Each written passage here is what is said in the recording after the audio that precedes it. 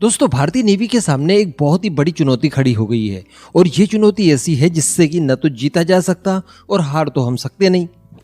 तो कुल मिलाकर कुछ ऐसी परिस्थितियां क्रिएट हो गई है जिनसे उभर पाना इस समय बड़ा मुश्किल लग रहा है। और ये खबर निकल कर आई है नेवल फाइटर जेट से संबंधित, क्योंकि हमारे पास इस समय जो नेवल फाइटर जेट हैं उनमें कुछ इश्यूज आ रहे हैं। लेकिन समस्या यहाँ पर यह है कि इनके अलावा अतिरिक्त कोई भी हमारे पास ऑप्शन इस समय नहीं बचता। जी हाँ, वो क्या खबर है, किस तरह की प्रॉब्लम्स हमें फेस करनी पड़ रही है, इस वीडियो में मैं आपको एकदम डिटेल में बताने वाला हूँ। वीडियो बड़ी इंपॉर्टेंट होगी, एकदम एंड तक देखते हुए चैनल को सब्सक्राइब जरूर कर लीजिएगा।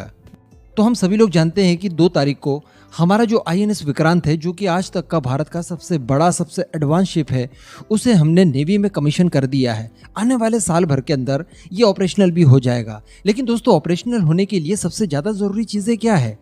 वो है फाइटर जेट, ऑब्वियसली। लेकिन क्या हमारे पास पर्याप्त मात्रा में फाइटर जेट मौजूद हैं?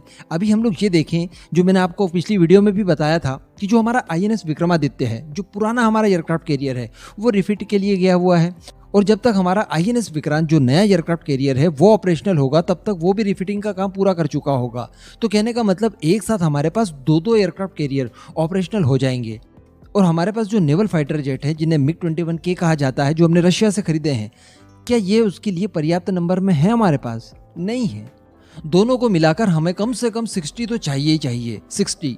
लेकिन अभी हमारे पास कुल मिलाकर 40 है, और अगर 40 है भी तो इसमें भी उनकी जो सर्विस अवेलेबिलिटी है वो बड़ी कम है। और इनके साथ कई सारी नई प्रॉब्लम्स भी आ रही है, जैसे कि इनके इंजन की ले लीजिए। RD-33 एक टर्बोफैन इंजन जो कि इसमें इस्तेमाल किया जाता है, ये ट्विन इंजन है, याद रखिएगा। तो बताया जा रहा है कि सबसे बड़ी समस्या तो इसमें आती है, यानी ये अक्सर बंद हो जाता है।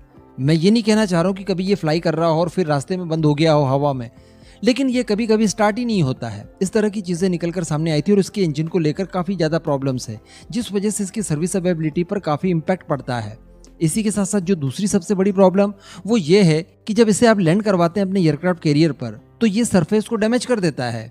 जैसे हम लोग टेस्ट क्रिकेट मैच देखते हैं ना, ज़्यादा बॉलिंग होने की वजह से जो पिच होती है वो उखड़ने लगती है। तो यहाँ पर कुछ इसी तरह की चीज़ें होती है। आपके एयरक्राफ्ट कैरियर को ये सीधे सीधे डैमेज कर रहा है, लेकिन हमारे पास कोई ऑप्शन है क्या इसके लिए? नहीं है। अभी बताया ये भी जा रहा है नेवी की तरफ से कि कम से कम 2030 तक हम लोग इन्हीं पुराने MiG-29 को इस्तेमाल करने वाले हैं नेवल ऑपरेशन के लिए। तो क्या ये उचित होगा?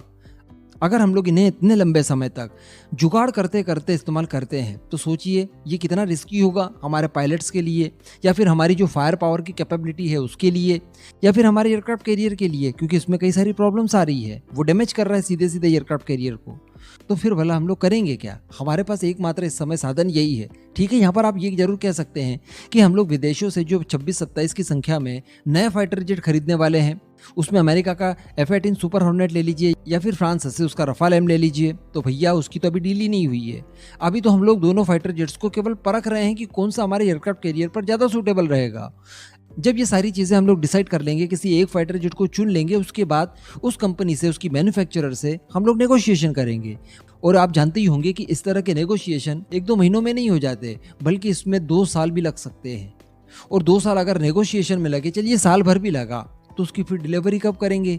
क्योंकि उन्हें नए सिरे से इन्हें मैन्युफैक्चर करके फिर भारत को प्रोवाइड करवाना पड़ेगा, तो उसमें भी लग सकता है समय। तो कहने का मतलब आने वाले 4 से लेकर 5 साल तक हम लोग आज के आज नगद पैसा देकर भी नए फाइटर जेट एक्वायर नहीं कर सकते। तो कम से कम हमारे इस नए नवेले एयरक्राफ्ट कैरियर पर 5 सालों तक वही पुराने घिसे पीटे MiG-29 के इस्तेमाल करने होंगे। फिर वो जो कुछ भी करे, जैसी भी परफॉर्मेंस दे, एडजस्ट करना होगा। तो अब ये देखने वाली बात रहेगी कि नेवी इन सब प्रॉब्लम्स से कैसे छुटकारा पाती है। वैसे मैंने आपको एक वीडियो में बताया था 2-3 दिनों पहले कि इसका मिशन कंप्यूटर बदला जा रहा है MiG-29K का, और भारत के DRDO द्वारा बनाया गया नया मिशन कंप्यूटर इसमें डाला जा रहा है, यानी इसके एडवांसमेंट का काम किया जा रहा है। साथ ही जब हमारा मिशन कंप्यूटर होगा तो ये हमारे द्वारा बनाए गए सभी आर्मामेंट को इस्तेमाल करने की अनुमति हमें देगा। तो कहने का मतलब इसकी फायर पावर तो हम लोग हमारे बूते बढ़ा सकते हैं। लेकिन फिर भी जो सबसे बड़ी समस्या आ रही है इंजन को लेकर, उसको लेकर कोई ना कोई समाधान तब तक करना चाहिए, क्योंकि अभी लगभग 80% डिकेड बाकी है जब तक हमें इसे इस्तेमाल करना है, कुल 8 साल लगभग। तो इतने समय तक हम लोग एडजस्टमेंट तो नहीं कर सकते। खैर देखते हैं, जो भी चीज़ें आने वाले समय में निकल कर आएगी वो मैं आपको बता दूंगा। लेकिन इस गंभीर विषय पर आपका क्या मानना है, नीचे कमेंट करके ज़रूर बताइएगा।